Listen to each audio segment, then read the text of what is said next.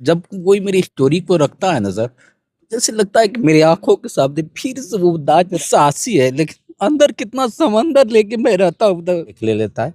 और दोनों हाथ मेरे जल जाते हैं कि दोनों हाथ काटने पड़ेंगे। बाकी सब लोगों ने मान लिया कि आपको मर जाना चाहिए। बिल्कुल ऐसा कौन सा कर्म कर दिया जो दुनिया से चला गया, मेरे दोनों हाथ नहीं। अगर आप इनकी मदद करना चाहें तो मैं इनका जो फ़ोन पे का क्यूआर कोड है वो उसको भी लगाऊंगा। और 28 अप्रैल 2004 की ये बात है। कक्षा 6 में पढ़ने वाला 12 साल का एक बालक जिसका नाम होता है जितेंद्र कुमार, उत्तर प्रदेश के ज़िला गाज़ीपुर में नौनहरा एक थाना लगता है और नौनहरा थाना क्षेत्र का बारिकपुर एक गांव लगता है।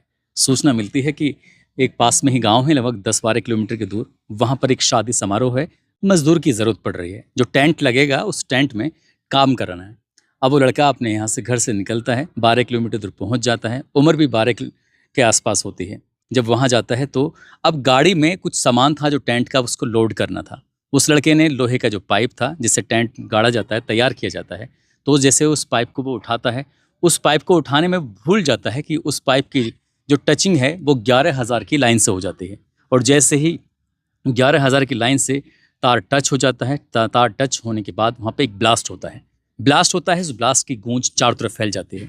अब इसके बाद यहाँ से पता चल जाता है कि एक 12 साल का बालक है, वो बालक बिजली की चपेट में आ गया है, जिसकी वजह से उसको बहुत ज़्यादा गंभीर चोटें आ गई हैं। तत्काल ही उसको यहाँ से हॉस्पिटल लेके जाते हैं। और जब हॉस्पिटल लेके जाते हैं, उसके घर वालों को भी ये बात की सूचना दी जाती है। 72 घंटे तक वो अपनी आंखें नहीं खोल पाता, क्योंकि ब्लास्ट जो हुआ था वो बहुत ही भयानक हुआ था। इसी बीच में परिवार, रिश्तेदार, वो सब लोग वहाँ पर जमा हो जाते हैं। डॉक्टरों की टीम अपना काम कर रही थी।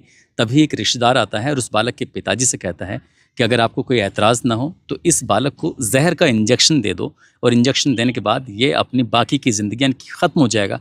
जो तकलीफ़, जो दर्द से बीत रहा है, जीत रहा है, वो शायद वो फिर ख़त्म हो जाएगा मामला। जब ऐसी बात कही जाती है, उस लड़के के कानों तक ये आवाज़ पहुंच जाती है। बस वो समझ नहीं पा रहा था कि आखिरकार करूं तो क्या करूं। लेकिन उसको जहर का इंजेक्शन नहीं दिया जाता और वो फिर स्वस्थ हो जाता है। स्वस्थ होने के बाद फिर हर दिन युद्ध करता है।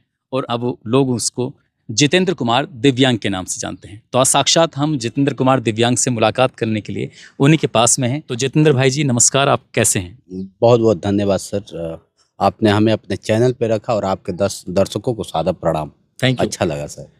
जितेंद्र भाई, वो जो घटना हुई थी उसे थोड़ा तफसील में बताने की कोशिश कीजिए कि उस दिन आखिरकार हुआ क्या था, क्योंकि जिसका दर्द होता है वो उस दर्द को खुद अपने आप से बेहतर बता सकता है।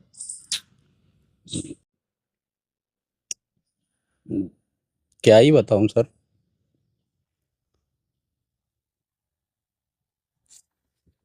आप शुरू भी नहीं हुए कि आपकी आंखों में आंसू आ गए। मैं समझ सकता हूँ कि आप किस तकलीफ से गुजरते होंगे या गुजर रहे होंगे। आप बिल्कुल मायूस मत होइए। मैंने आपको रुलाना नहीं चाहता था। मैं दिखाना चाहता हूँ कि आपके अंदर कितनी हिम्मत है, आपके अंदर कितनी ताकत है। और आप लोगों के हाथ पैर बिल्कुल ठीक सही सलामत होते हैं, लेकिन वो लोग भीख मांगने लगते हैं। वो लोग किसी के सामने भी फैल जाते हैं, लेकिन आप हैं कि आपकी हिम्मत को मैं सलाम करता हूँ। अब बिल्कुल जो भी आपको उस दिन का याद है आप बताने की कोशिश कीजिएगा प्लीज़। क्या है ना कि सर, मैं अपने दर्द के उस पल को फिर जैसे जब फिर से याद आते हैं ना सर, तो ना पता मुझे क्या हो जाता है। मैं हर दिन चीखता हूँ, चिल्लाता हूँ, लोगों को बताता हूँ कि जितेंद्र दिव्यांग है कौन। लोगों की आवाज बनता हूँ, लेकिन जब अब जैसे लोग या कोई मुझसे मेरी स्टोरी जानने का प्रयास करता है तो बड़ा तकलीफ होता है सर। आज से मतलब मैं 14-15 साल हो गए उसको, और 15 साल जब कोई मेरी स्टोरी को रखता है ना सर, जैसे लगता है कि मेरी आंखों के सामने फिर से वो नाच रहा है सर।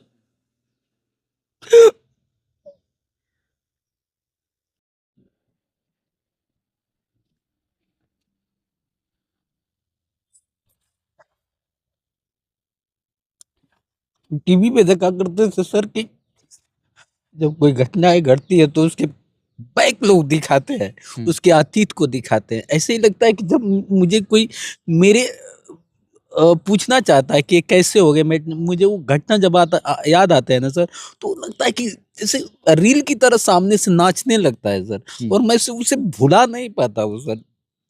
चाहता तो हूँ लोगों मेरा जब वीडियो लोग देखते हैं तो बहुत साहसी है, लेकिन अंदर कितना समंदर लेके मैं रहता हूँ उधर, कि मैं जाता हूँ सर। एक ये वाकई मतलब ये भावुक करने वाली बात ही है कि मैं समझ नहीं पा रहा हूँ कि कहाँ से शुरू करूँ, कैसे शुरू करूँ। मैं इनका चैनल देखने लगा और चैनल में देखता क्या हूँ कि दिसंबर 2025 से इनका कोई पेमेंट ही नहीं बन रहा है। ये जुलाई का महीना चल रहा है। कोकरोच जनता पार्टी का जो प्रदर्शन है उसको कवर करने के लिए गाजीपुर से आते हैं, करीब 1400 किलोमीटर दूर पड़ता है। कैसे कैसे सफ़र तय करने के बाद वहाँ पहुँच जाते हैं और मुझे तो कहते हैं कि सर ये देख लीजिएगा चैनल किस तरह से चल रहा है। तो देखता क्या हूँ कि इनके अभी 18 जुलाई तक $75 क्रिएट हुए हैं, यानी कि $100 अगर बनते हैं तब जाके वो पेमेंट देते हैं। दिसंबर से कोई पेमेंट ही नहीं बन रहा है। हालांकि सब्सक्राइबर की कोई कमी नहीं है, करीब करीब 5 लाख से ज़्यादा सब्सक्राइबर भी हो चुके हैं, लेकिन अगर पेमेंट ही ना बनेगा तो आदमी कैसे काम करेगा। तो किस मुश्किल घड़ी से ये गुजर रहे हैं आप अंदाज़ा लगा सकते हैं। ऐसा व्यक्ति जो किसी के सामने हाथ भी नहीं फैला सकता। हालांकि एक बार इन्होंने एक मैसेज कर दिया था कि मैं अपनी कार, अपनी जो गाड़ी है, जो सपनों की गाड़ी है, उसको बेचने के लिए जा रहा हूँ।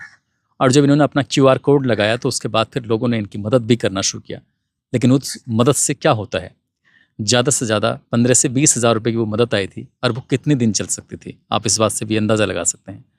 हम जितेंद्र भाई से फिर से दोबारा से बात करने की कोशिश करेंगे। जितेंद्र भाई देखो, आपको परेशान करना बिल्कुल भी उस नहीं उद्देश्य सर, नहीं है, बिल्कुल। लेकिन आप जो भी अपने बारे में बता सकें, पब्लिक आपके बारे में जानना चाहेगी कि आखिरकार क्या हुआ था आपके साथ। मैं मतलब खुद फील कर रहा हूँ। मैं एक सर की वीडियो देख रहा था, राजीव रंजन सर की मैं बहुत ही इज्जत एहतराम करता हूँ। जब वो वीडियो आपके साथ बना रहे थे तो वो बात सुनते सुनते ना आपके एकदम रोने लगते हैं, उनकी आंखों में से आंसू टपकने लगते हैं। वो खुद कह रहे थे कि यार मैं इतने लंबे समय से रिपोर्टिंग कर रहा हूँ, लेकिन कोई किसी घटना को देखकर मैं रोया नहीं, लेकिन वो रोने लगते हैं। तो कुछ तो बात है आपकी इस कहानी में, इतना दर्द जो छिपा हुआ है। बिल्कुल सर, सही कह रहे हैं। सोचिए ना, एक बाल्य अवस्था, मैं और मेरे पिताजी, मेरी माँ और मेरा भाई, मेरी बहन, हम लोग का 5 परिवार होता है सर। 2 भाई 1 बहन हम लोग हुआ करते थे और सबका सपना होता है सर। गरीब घर से हम लोग बिलॉन्ग करते हैं सर। बहुत इसमें बताने से वो नहीं है कि मेरा तौवीन हो जाएगा, आज भी घर-द्वार उस तरह से नहीं है।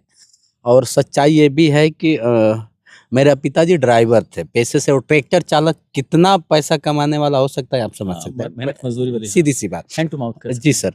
तो वो कैसे-कैसे जीवन यापन करते थे। तो मुझे बड़ा कभी-कभी तकलीफ भी होता था, यार पिताजी इतना मेहनत करते हैं। बगल में बहुत सारे लोग, बड़े लोग के बच्चे जब आते हैं तो कहते हैं मुझे ये दिला दीजिए, मुझे ऐसा कर दीजिए, तो सारे सपने उनके पूरे हो जाते हैं। हम लोग के सपने कैसे। एक बार मुझे याद है सर, एक घर में एक बुआ सी रहती हैं, वो कोइलौरी में रहा करती हैं, और वो जब आती हैं तो साबुन लेके आती हैं। वो काला-काला मोटा-मोटा साबुन होता है।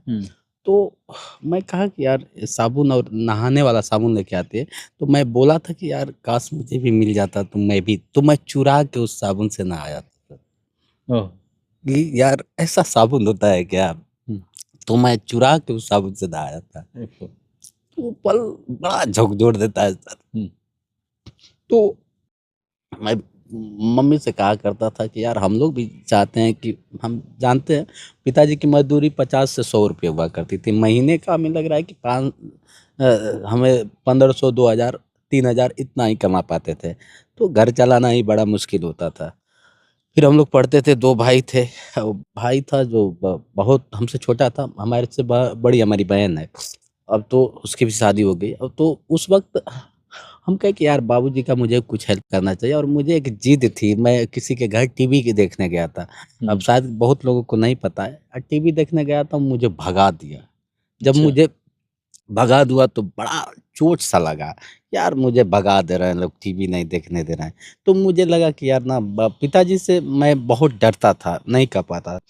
मम्मी से एक बार कहा कि देख माई, हमके ना टीवी चाहता। तो माई कहती है कि टीवी लेके क्या करोगे?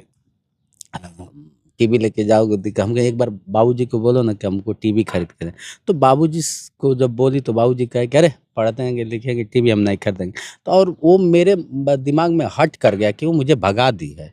तो मैं अब बार बार सर्च करने लगा कि टीवी कितने का। तो पहले एक छोटी वाली टीवी आती थी, तो उसको मैंने एक लोग से बात तो कहा कि भाई देख 300-350 में टीवी आएगी। तो कहा उस समय 50 रुपये लेबर का होता था। तो मैं सोचा कि यार अगर 8-10 लगन आता है जो मैं उसे कर दूंगा, तो मैं चोरी चोरी मुझे ना मम्मी मेरी भेजी ना मेरे पापा मुझे भेजे काम करने के लिए। मैं उस टीवी के लिए चोरी चोरी काम करने लगा और काम करते गया। अब 30 हमें लगता है कि 150 रुपये में जुटा लिया था। अब कहा कि 2-3 लगन और कर लूँगा तो मेरा काम बन जाएगा, और बन जाएगा तो मैं टीवी खरीद लूँगा। और आंधा-आहिस्ता जैसे ही पोल होता है ऐसे उठाता हूँ, जाके टेक ले लेता है और दोनों हाथ मेरे जल जाते हैं। ये पाँव भी आप देख सकते हैं, पाँव भी मेरा जल जाता है, हाथ भी जल जाता है, आज भी वो चीज़ें हैं।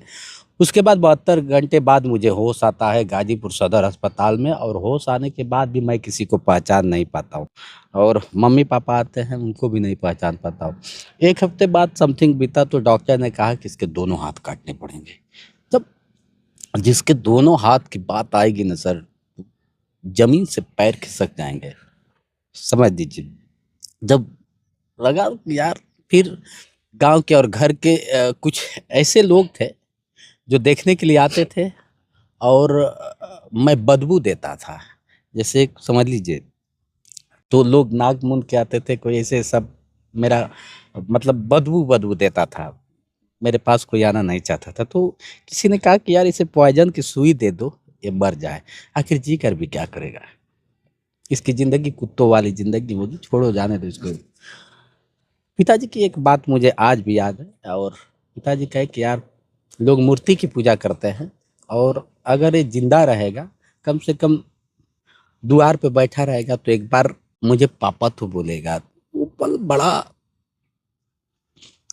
अजीब सा फील हुआ। बाकी सब लोगों ने मान लिया कि आपको मर जाना चाहिए, बिल्कुल। बाकी अब बस पापा हैं जो ही कह रहे हैं। जी।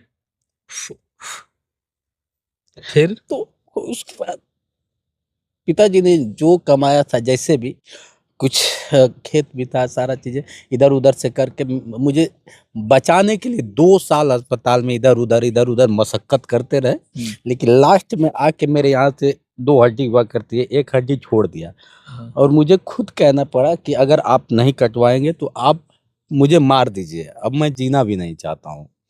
लेकिन पिताजी कहे कि नहीं यार, जब इतना से इतना हो गया तो मैं तुम्हें जिलाऊँगा। लास्ट में मेरे हाथ कट जाते हैं सर। हाथ कटने के बाद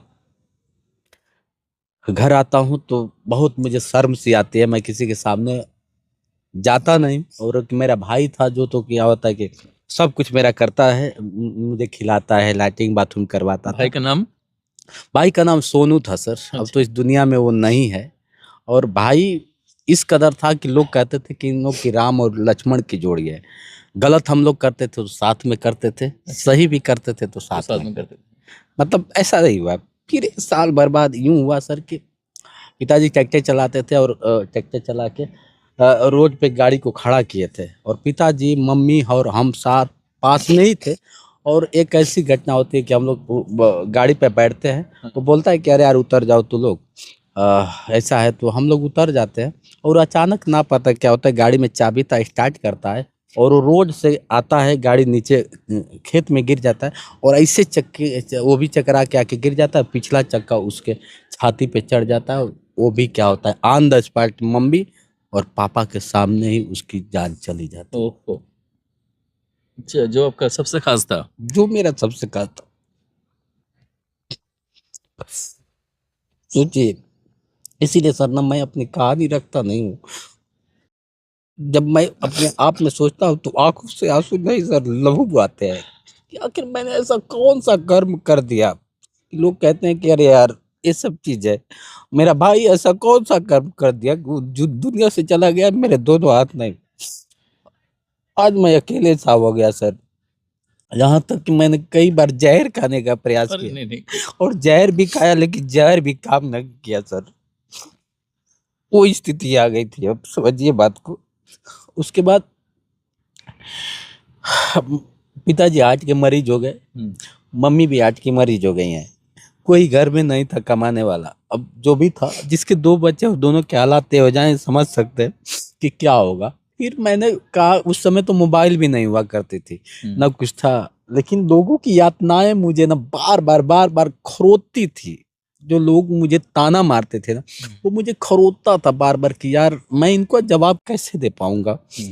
अब मुझे खाना, लाइटिंग करना इतना दिक्कत होता था सर, मेरे घर में लाइटिंग नहीं हुआ करता था, मतलब कुछ भी नहीं था मेरे घर में। मैं बाहर जाता था सर लाइटिंग करने, उसके बाद मैं, क्या होता है कि पोखरी में जाके अपना लाइटिंग साफ करता था। कैसे करता था ये मैं जानता हूँ, और लोग मुझे देखते थे सर कि कैसे करेगा। जहाँ मैं खड़ा होता, एक बार का मैं वाकया बताऊँ सर, एक बार गाँव में एक बार प्रोग्राम लगा था, गाँव में फंक्शन्स होते हैं तो प्रोग्राम लगा था, और वहाँ पे मैं हाथ कभी ऐसे दिखाता नहीं था, बांध के चलता था। तो वहाँ पे गया तो लोग मुझे ही देख रहे थे बस। मुझे बहुत लगा वहाँ से, अब जाड़े का मौसम था सर, मैं वहाँ से रिटर्न चला आया, मम्मी पापा सभी लोग गए थे प्रोग्राम में बैठे हुए थे, और मैं रिटर्न आके सर, एक जो भैंस खाती है ना सर, उस चरण में चरण होता है जिसे चरण बोलते हैं लोग, तो उसमें क्या होता है कि मैं सोया रात भर कि मुझे कोई देखे ना। बहुत काफ़ी सर दिक्कत हुआ। दिक्कत को सहते-सहते फिर एक दिन ऐसा आता है कि मैं कभी हाथ से, कभी पैर से लिखने का प्रयास करता हूँ सर, तो पैर भी सूज जाता है, हाथ में पट्टी बंधा होता है, ये सब पैर मूवमेंट नहीं करता है। और मैं क्या होता है कि कहीं जाता हूँ, मैं सोचता हूँ कि अब मैं पढ़ूँगा, जहाँ जाता हूँ मुझे स्कूल वाले भगा देते हैं सर, कि कैसे तुम पढ़ोगे जब हाथ ही नहीं है? ऐसा हो तो जाओ विकलांग स्कूल में चले जाओ, तो यहाँ चले जाओ, तो वहाँ चले जाओ, तो ऐसे चले जाओ, तो ऐसे चले जाओ। तो बहुत सारी चीज़ों का मतलब सामना करना पड़ा सर। तो एक मेरे पास ननिहाल है मेरा, गाजीपुर घाट पे, बंजारीपुर उस गाँव का नाम है। तो मैं गया और जाने के बाद वो कहे कि बेटा मैं नाम तो लिख दूँगा, बस लेकिन एक चीज़ तुम्हें लिखना होगा, मेरा भारत महान लिख के तुम दिखा दो, मैं तुम्हारा नाम लिख दूँगा, बस इतनी सी बात है, लिख दूँगा। मास्टर जी ने कहा हाँ, मैं कहा ये कौन सी बड़ी बात है, और उसमें मुझे जुनून था कि मुझे पढ़ना है। जैसे और आपने हाँ, भी लिखा था ये आपके गांव का नाम तो ऐसे ही साहब गांव सर, ग्राम बारिकपुर, वहाँ तो हम थाना पे में पोस्ट नौनहरा नौनहरा। जी।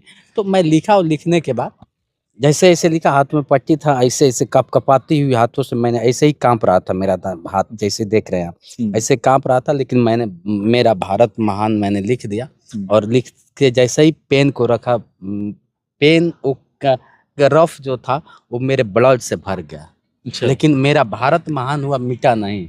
खड़े होकर बात करते बिल्कुल। हाँ। और भर गया सर, वहीं से कहानी की स्टार्ट होती है कि हम पढ़ने लगते हैं सर, लिखने लगते हैं, पढ़ने लगते हैं। तो आप सोचिए, सबके हाथ थे, सबके पैर थे, मेरे हाथ नहीं थे, मेरे प्रॉब्लम था। बहुत लोग, बच्चे हमें चिढ़ाते थे कि अरे यार इसका हाथ नहीं है, ये बात। मुझे बस एक चीज़ का तकलीफ होता था कि कौन मेरा हमसे दोस्ती करेगा, और तो बहुत सारी चीज़ें थी तो सर। हम भी तो दोस्त हैं आपके।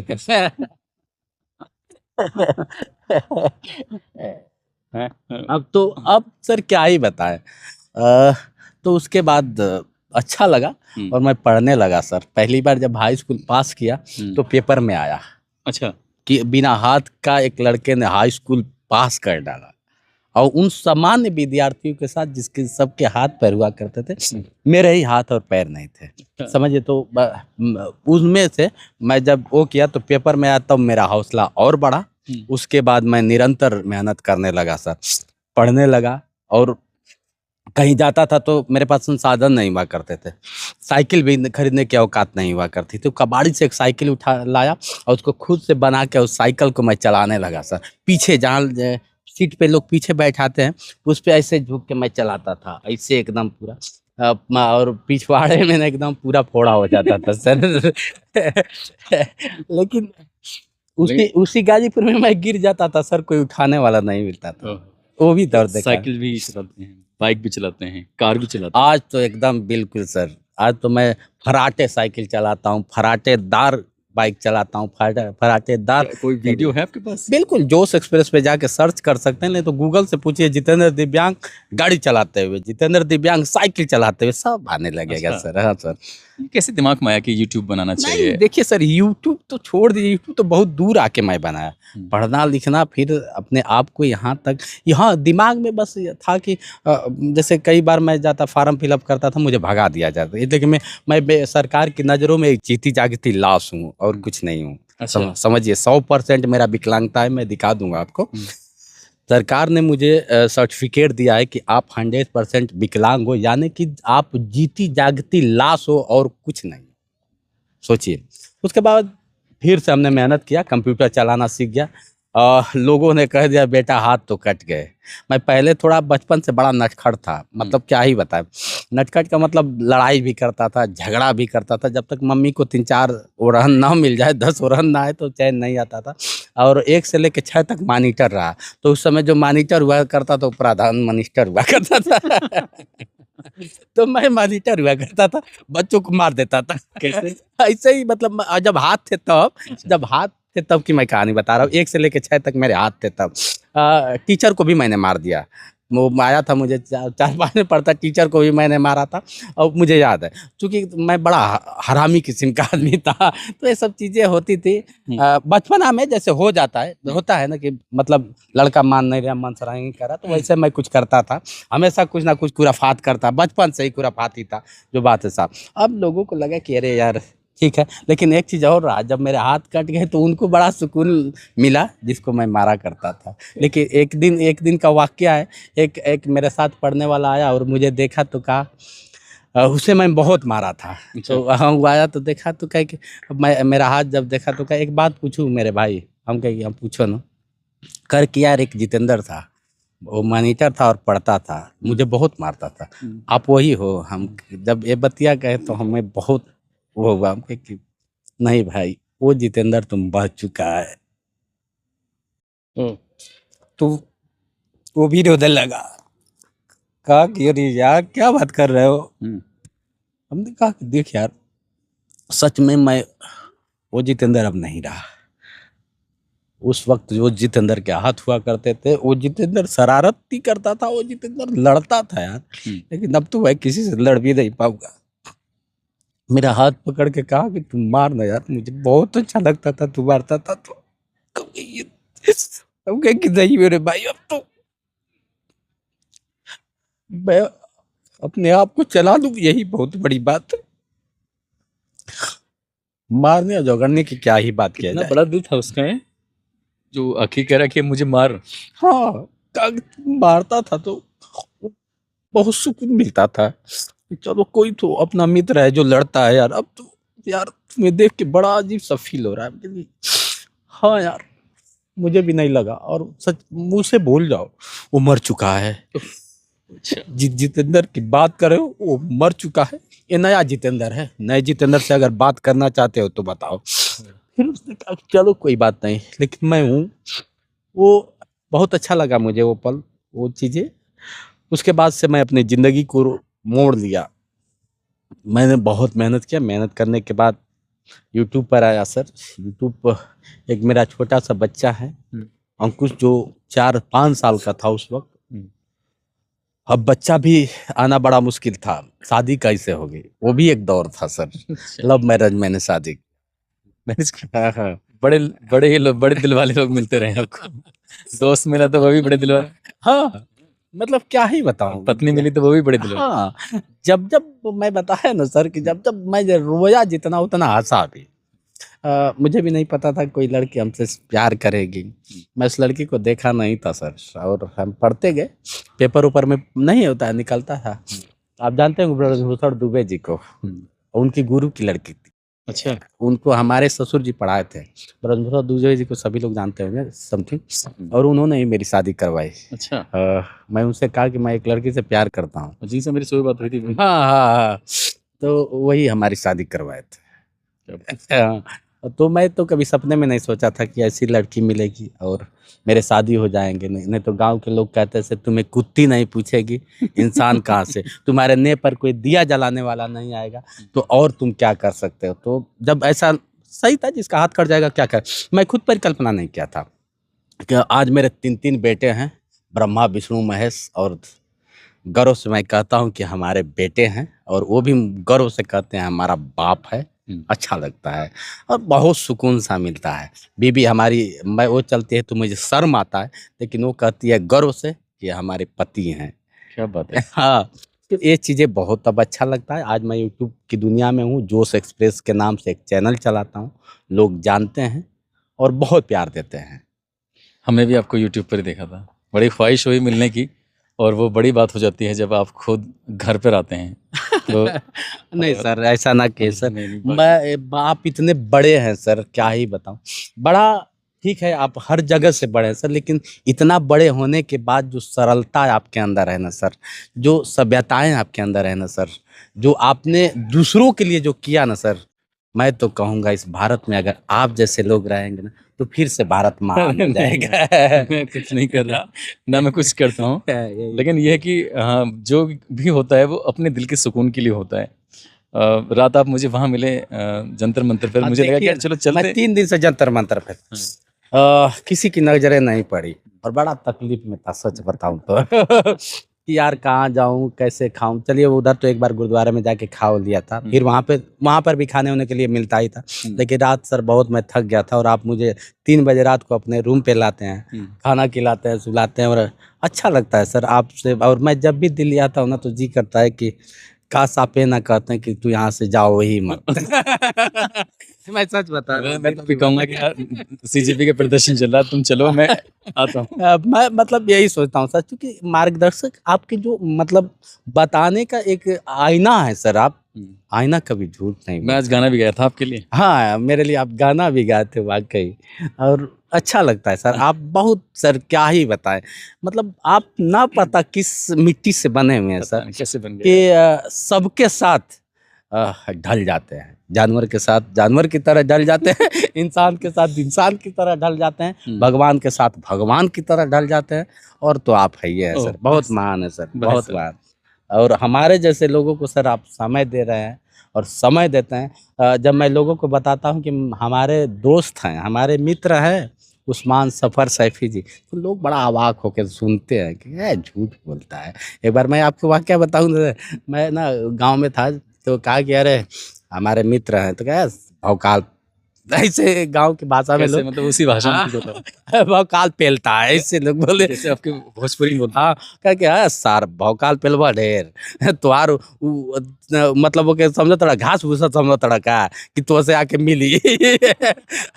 वो वीआईपी आदमी है, ठीक है ना, और तो से जिंदगी में ना तो से उससे जमीन आसमान का फर्क है। तो कभी हम ऐसा लगा कि मैं अरे सर नहीं, मैं तो बताया सर ना, उसके बाद क्या हो कि मैं जिद सा लगा कि अब मैं उस सर के पास मैं जाऊंगा, तो ना पता क्या अचानक, ना पता कैसे नंबर मिला, मैं कब आ गया आपके पास और कब मुझे आप अपना बना लिए, मुझे तो पता ही नहीं चला। ब्रजभूषण जी भी मेरे बहुत खास हैं, मैं उन्हें अपने बड़े भाई की तरह मानता हूँ, जिन्होंने आपकी शादी कराई थी। हाँ हाँ है, बिल्कुल। वो नहीं है, वो तो गुरु जी हैं हमारे का वो आदर्श हैं। दिलचस्प बहुत अच्छे इंसान हाँ हैं। बिल्कुल बिल्कुल है, बिल्कुल। वो भी एक रिक्वेस्ट पे घर आ गए थे। आप रिक्वेस्ट करें तो भगवान घर चल गया है, वो तो ब्रह्मचर डूबे हैं। भगवान तो आजा नीचे। आ जाएंगे सर, वो तो ब्रह्मचरे हैं, भगवान आ जाएंगे। भगवान को बुला रहा हूँ। बिल्कुल। और जो आपके पास दिक्कतें हैं, कमियां हैं आपके, वो मैं उनसे कहूँगा कि मुझसे पूछेंगे तुम क्या मांगना चाहते हो, तो मैं भगवान से कहूँगा भगवान इनके दोनों हाथ दे दो।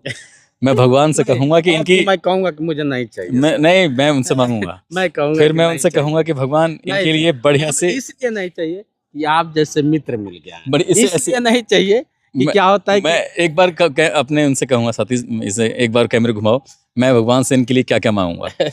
ये जो एक कॉलोनी है, हम नोएडा में हैं, और नोएडा की कॉलोनी है, उस कॉलोनी का ये पार्क है, तो मैं चाहूँगा कि ऐसी ही खूबसूरत सी जगह पर इनका एक बढ़िया सा घर होना चाहिए। भगवान इनके दोनों हाथें होने चाहिए, और हाथ के साथ साथ इनके पास उन्हें बहुत सारा पैसा होना चाहिए ताकि खर्च कर सकें। तो ये चीज का दोस्त, कमी है, मैं अभी बस तक एक घर और पैसा बात, नहीं है। अगर बात आ ही गई है तो मैं अपनी दिल की बात कहना चाहता हूँ।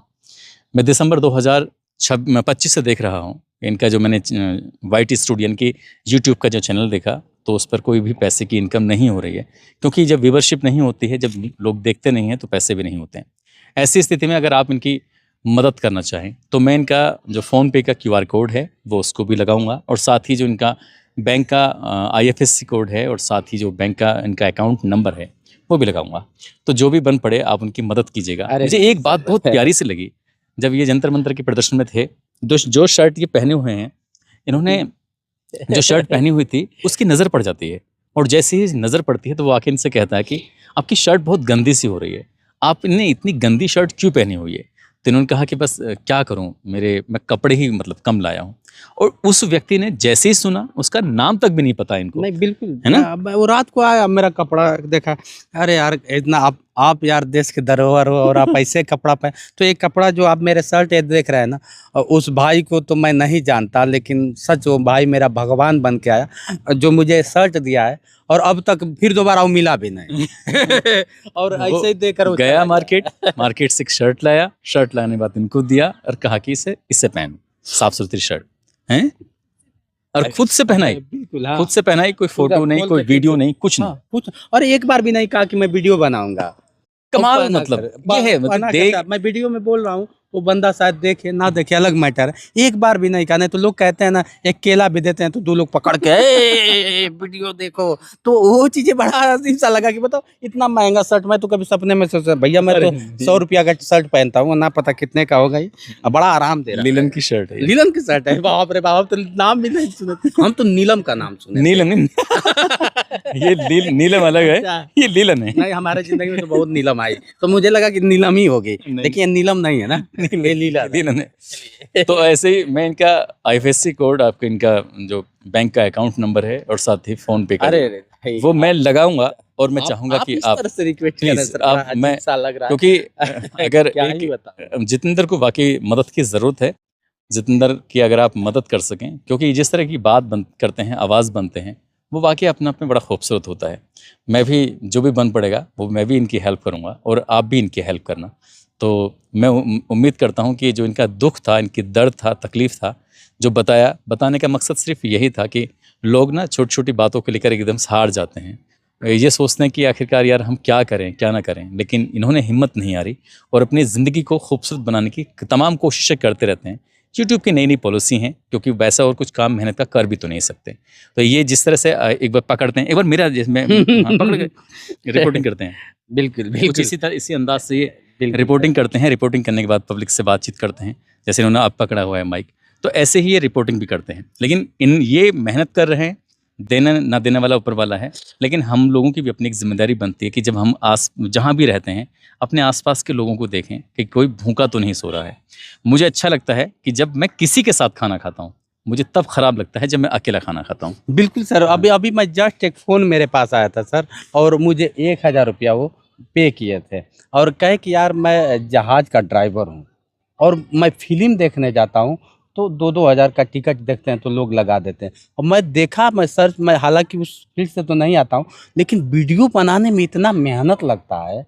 हाँ मैं यार, मुश्किल मैं काम है भाई। अब आपकी वीडियो जब भी देखूंगा ना, तो ऐसे पे करके ही देखूंगा, ऐसे नहीं देखूंगा। हम कहें कि हे प्रभु। तो ऐसे ऐसे लोग सहयोग करते हैं सर, और आप जैसे खुद लोग से एडिटिंग करते हो भाई, हाँ खुद से कितनी एडिटिंग बड़ी करता हूं। बात है यार ये। कोई आल वीडियो जितना आप जोश एक्सप्रेस पे देखते हैं ना, मैं खुद से एडिटिंग करता हूँ, खुद से थंबनेल बनाता हूँ, और सारा काम मैं खुद करता हूँ। बिटिया है वो बस क्या होता है, कैमरा चला देती है। गले में- तो ये सब चीज़ें हैं और मैं करता रहूँगा। तो दोस्तों, आपको साथ देना है हमारे दोस्त का, जितेंद्र भाई का, और मदद करनी है। आप सब लोग अपना ख्याल रखें, सुरक्षित रहें। जय हिंद, जय भारत। बाय बाय कर दो। बाय बाय, थैंक यू, जय हिंद।